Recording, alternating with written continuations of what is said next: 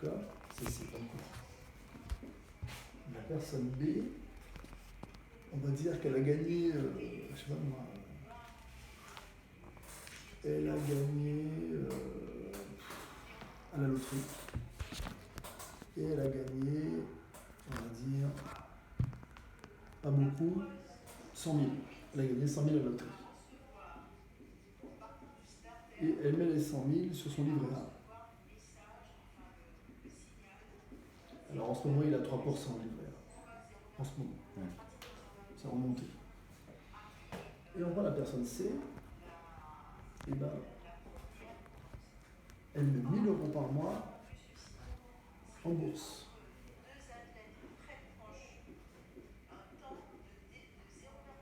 D'accord? Elle s'est formée et elle met 1 000 € par mois en bourse. Et bien ici, ces 3 situations, ce sont des suites. La première situation, c'est ce qu'on appelle une suite arithmétique. U0 égale 0 et UN plus 1, CUN plus 1000 fois 12. On va dire que c'est ce que vous avez à la fin de l'année. D'accord. N c'est pour l'année. D'accord. Donc, l'année N plus 1, le montant de l'année N plus 1, c'est le montant de l'année N plus 12 fois 1000, donc plus 12 000. Celle-ci, c'est une suite géométrique. Parce que le montant qui est là va être augmenté à chaque fois de 3%. Donc, on va avoir Vn plus 1 égale à 1 plus 3 sur 100 fois Vn. D'accord? Vous avez fait ça en seconde, si vous vous rappelez. Les augmentations, 1 plus t sur 100, 1 moins t sur 100, etc.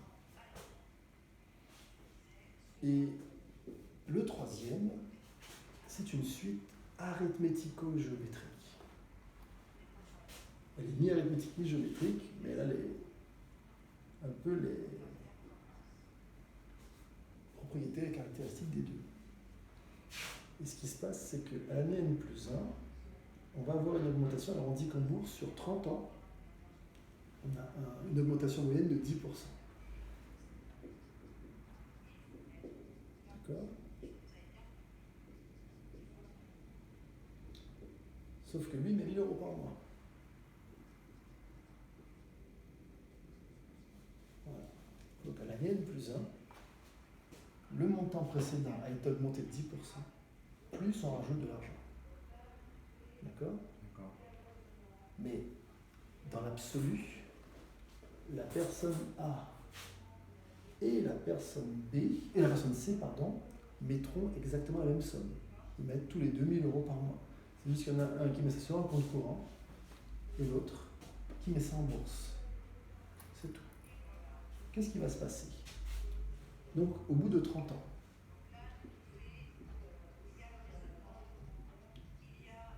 qu'est-ce qui va se passer au bout de 30 ans? Eh bien, si vous vous rappelez du cours de première sur la suite arithmétique, on va avoir UN qui est égal à U0 plus N fois la raison, donc N fois 12 000. Donc U30, ça va faire tout simplement 30 fois 12 000, puisque U0 égale 0. D'accord? Donc,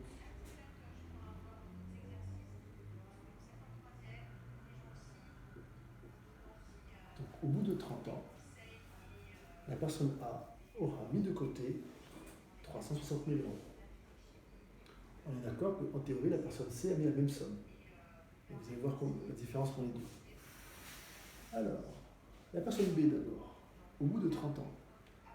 Alors, sur un livret, on ne peut pas mettre 100 000. C'est un mauvais exemple, mais on va dire un livret à 3%. D'accord? Parce que. Elle a fini? Parce que Elle a fini? Elle a fini.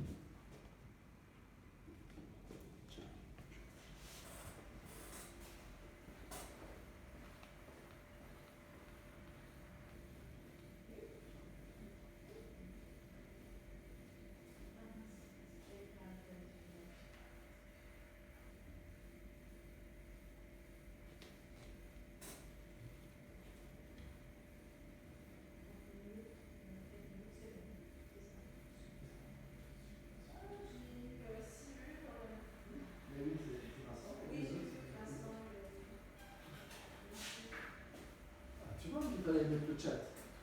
Finalement, elle a eu suivi finalement. Oui, parce que comme ça, il pas annoncé ça à l'avance. Oui, enfin si, sur Instagram hier soir.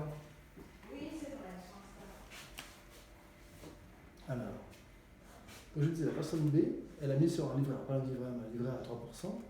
Eh bien, au bout de 30 ans, alors on se rappelle que dans le cas d'une suite géométrique, Vn, ça fait V0, alors on va ici V0 c'est les 100 000, voilà. Donc ça fait V0 fois Q puissance n, donc ça fait 1,03 puissance n fois 100 000, d'accord. Donc V30, ça fait 1,03 puissance 30 fois 100 000. Comment c'est un cours? Ah, pour les sourds. Tu peux me faire le calcul, tu as une calculatrice? Parce que je vais faire vite fait le Oui. calcul. Je vais pas lui faire de tête 1,03 puissance 30. Quoi 1,03 puissance 30 fois 100 000. Ah ouais. Est-ce que j'ai ça? Ici, la calculatrice, il y a les puissances. Est-ce que les élèves sont... J'ai dû prêter la calculatrice.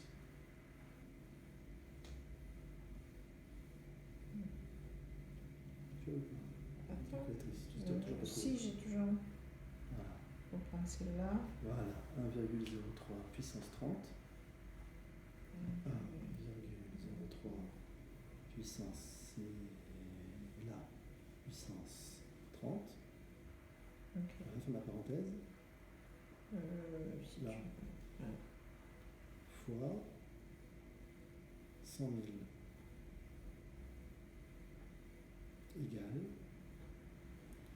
242 726,24. Donc V30, ça fait 242 000, je me dis, 726, on va arrondir, 25. Voilà. Ah, d'accord. j'ai compris. Donc, la personne B, elle a rien fait de plus. Elle a juste gagné une fois au loto 100 000. Elle a mis ça sur un livret à 3%. Et au bout de 30 ans, elle a quand même 242 726 sans rien faire. D'accord? Maintenant, la personne C. Donc là, c'est une suite arithmético-géométrique. Qu'est-ce qui va se passer au bout de 30 ans? Alors, petit cours vite fait sur la suite arithmético-géométrique.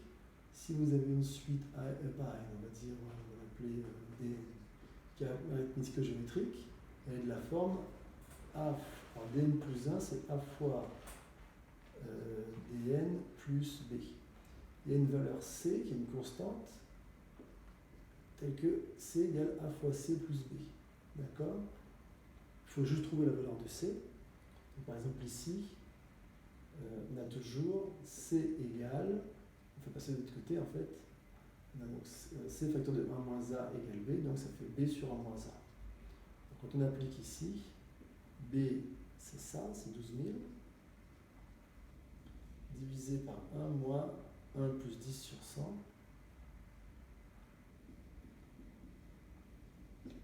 ça part, donc ça fait 12 000 sur 1 dixième, divisé par un nombre, on va multiplier par son inverse, ça ne l'avez pas oublié, donc ça fait 120 000. Donc ici, on a notre C. Et quand on a notre C, on fait par soustraction.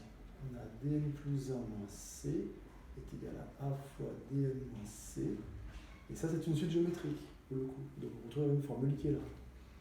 Et donc, dn plus 1 moins C est donc égal à d0 moins C fois A puissance n. d0 moins C fois A puissance n. Et donc, à la fin, on va avoir dn plus 1 qui est égal à d0 moins C fois A puissance n plus C. Et c'est cette formule qu'on va appliquer ici. Donc,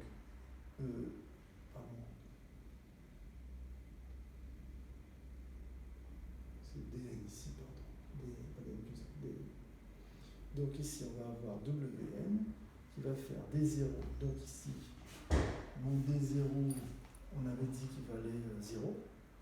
D'accord? On l'avait initialisé à. On avait dit W0, c'est 0, hors de 0. Et donc, mon C, on a dit que c'était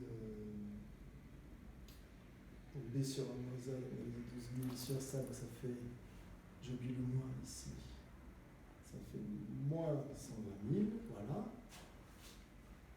Et donc j'applique. D0 moins C, ça fait 0 moins 120 000, ça fait donc plus 120 000, fois A puissance n, A c'est 1,1 puissance n, et ensuite plus, ou plutôt moins 120 000. D'accord? Et donc si je veux savoir combien j'ai gagné en bourse au bout de 30 ans, en mettant 1 000 € par mois, ça va faire 120 000 fois 1,1 puissance 30 moins 120 000. On va faire le calcul. Hop. Alors, on va faire ça. Il faut faire ça. Et ça, voilà. Donc, 120 000 fois 1,1 puissance 30 moins 120 000. Et je trouve, accrochez-vous, vous l'avez trouvé aussi? 1 973 928. Exactement. 1 973 928 € 27. Et vous avez mis exactement la même somme que lui. Sauf que lui, il n'a pas utilisé le levier de la bourse. Donc, il a mis 360 000 et il n'aura rien de plus. Pire. Avec l'inflation, ces 360 000 ne vaudront plus 360 000 au bout de 30 ans. Ils vaudront moins. Alors que, avec la méthode C, eh bien, au bout de 30 ans, on a une très forte probabilité d'avoir cette somme. Ça reste une probabilité quand même, puisque c'est la bourse, ça monte, ça descend. Mais sur 30 ans, on dit qu'en moyenne, on a une performance de 10 ans, sur 30 ans. Donc, de 10%. Sur 30 ans, on a une performance de 10%. Et donc 1 000 € par mois en bourse, sur 30 ans, on n'est pas loin de 2 millions d'euros. Voilà. Ce qui couvre largement l'inflation. D'accord, ça couvre largement l'inflation. Et je n'ai pas mis plus que lui. Voilà. Il y a celui qui ne prend aucun risque et celui qui peut potentiellement avoir 2 millions au bout de 30 ans. Avec vos 2 millions, vous êtes à la retraite. Et si vous commencez aujourd'hui, faire ça aujourd'hui, tous les jours, tous les mois, vous mettez 1 000 € en bourse, vous achetez vous capitalisez, vous faites comme vous voulez, vous mettez 1 000 €. Dans 30 ans, vous êtes à la retraite. Et quand on dit performance de 10% en 30 ans, c'est... En moyenne, c'est une moyenne. Parce qu'en fait, la bourse parfois va faire plus que 10%, parfois elle va faire moins. Quand il y aura un krach boursier, par exemple, vous allez quand même avoir une performance négative. Mais c'est pas grave, parce que ça remontera tôt ou tard. Et on dit qu'en moyenne, en 30 ans, et ben, peu importe que c'est soit monté, soit descendu, sur 30 ans, vous aurez fait une performance moyenne. On peut lisser ça sur 30 ans avec une moyenne de 10%. Par contre, sur moins de 30 ans, évidemment, ça ne fonctionne pas. C'est une moyenne sur 30 ans. Okay. D'accord? Voilà. Moi, c'est ce que j'ai commencé. Voilà. C'est avec les formations que j'ai compris qu'en fait, ce qu'on faisait en maths depuis le début, ça avait une utilité pour l'argent. Vous voyez? Je connaissais tout ça. Et avant de faire les formations, je n'avais pas eu l'idée d'utiliser pour ça. Ça m'était même pas venu à l'idée.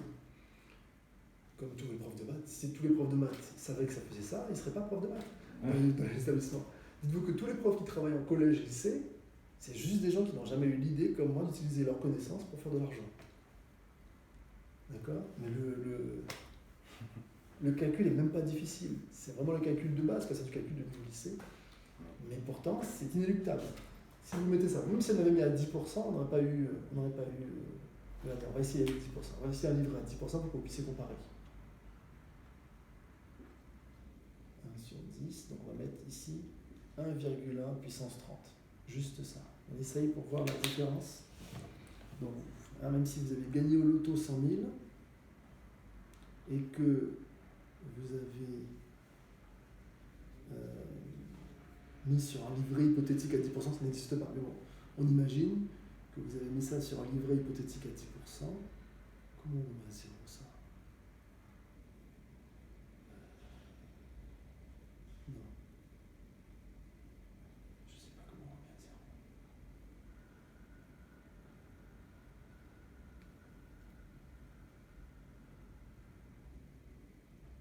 Ah, c'est ici, j'ai trouvé. Voilà, c'est ça. Donc, 1,1 puissance 30 fois 100 000. Vous voyez, ça fait 1 744 940. D'accord? C'est toujours mieux que de mettre de côté tous les mois. Hein. Vous voyez, 1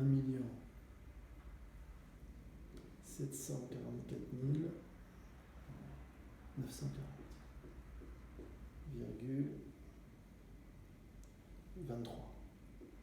D'accord? Et ça, c'est pour celui qui gagne le loto et qui pourrait placer sur le livret sans rien faire. D'accord? Mais le plus efficace, c'est la troisième stratégie. On le voit. Hein. Avec le même pourcentage que là, et avec la même quantité d'argent mis de côté que là, si on fait les deux, on gagne plus. D'accord? Donc j'ai pas plus d'argent que lui. J'ai mis la même somme, et j'ai pas un taux plus élevé que lui, j'ai le même taux, mais à la fin, cette stratégie est mathématiquement la plus efficace. D'accord? Et c'est ce que font en fait, vous savez, tous les Warren Buffett, tout ça, c'est exactement ce qu'ils font. Ils font la méthode C. C'est tellement évident. Vous savez, tous ces trucs-là, il n'y a rien de compliqué. Mais, attendez, qu'est-ce que c'est ça? Le téléphone sonne, il y a un appel. C'est qui? Mais comment on fait? Faut glisser de où tu appuies, où tu glisses de gauche à droite, ou de droite à gauche. Mais, non, mais Il n'y a pas un truc vert?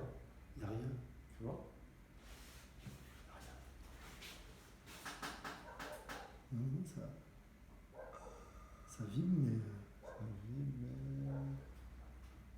Moi, est-ce que c'est une alarme? C'est peut-être une alarme.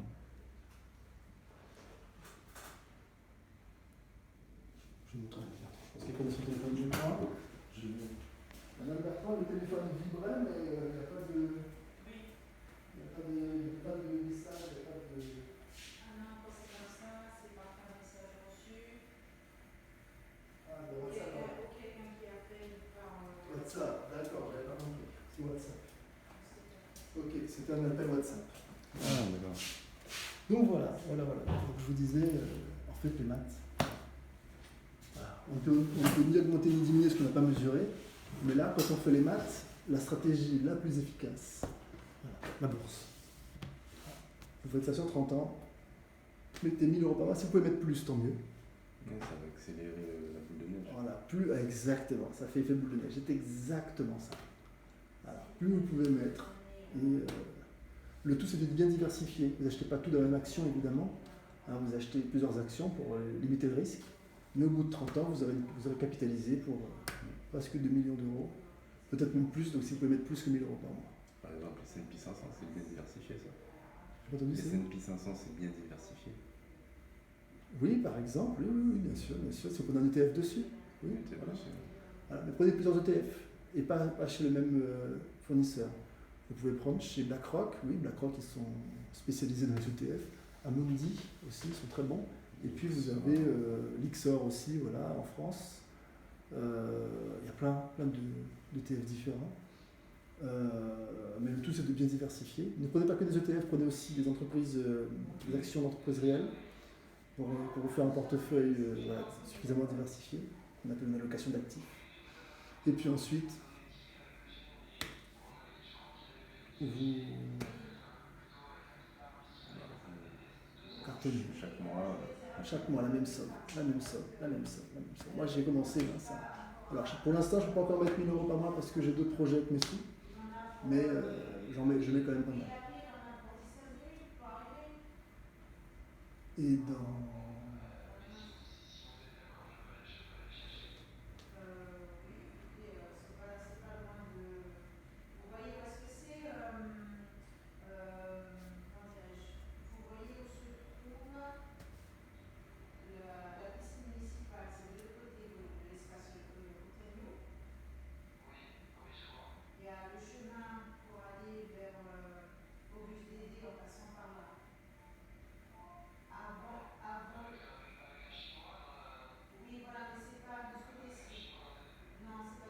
Donc, voilà.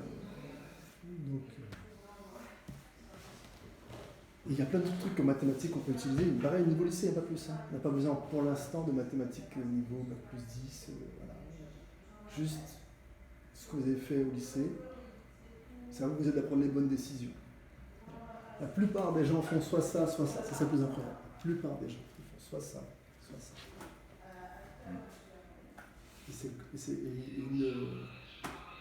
Et ils ne comprennent pas justement qu'ils ne font pas fortune. Dès qu'on leur dit faites de la bourse, la plupart des gens paniquent. Ah oui, j'ai fait le test avec mon voisin. Ils paniquent. Ils préfèrent une assurance vie, ils préfèrent je sais pas.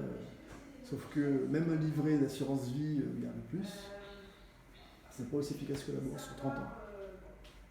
Et si je compare la performance qu'on a dit de 10% de performance de 10% en 30 mois, est-ce que 30 ans. En 30 ans. Non, c'est 30 ans. Est-ce que ça équivaut à investir dans un ETF S&P 500 sur 30 ans? Oui. Alors attention, il faut évidemment diversifier. Oui. Parce que même votre ETF S&P 500, imaginez demain par exemple. Là, vous avez vu, c'est passé un truc en Russie. Les Américains ont retourné des mercenaires russes contre l'État russe. Bon. Comment il s'appelle le président russe pourrait se vexer et décider d'appuyer sur le bouton. S'il appuie sur le bouton, il n'y a plus d'États-Unis. Il n'y aura plus de Russie non plus. Vous voyez ce que je veux dire? Ils vont s'entretuer, sauf qu'il n'y aura plus de S&P 500. Vous voyez ce que je veux dire?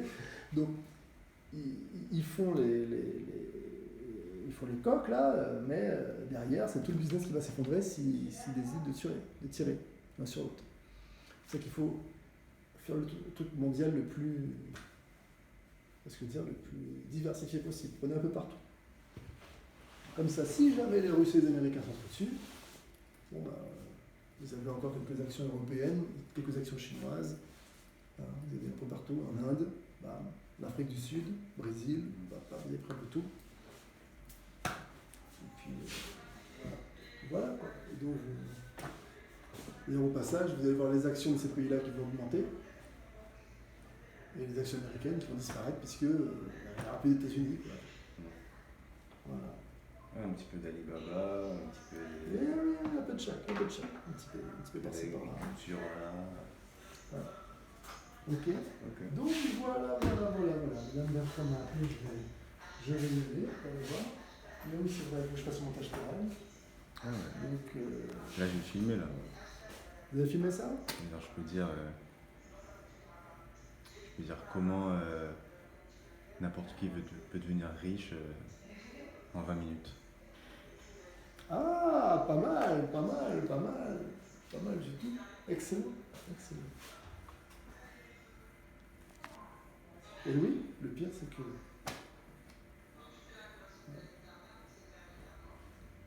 le secret et la plupart des gens ne le font pas. C'est dingue, hein? C'est dingue. Mais je veux vous dire, avant que je découvre, moi-même je ne le faisais pas. C'est ça qui est le pire. Voilà.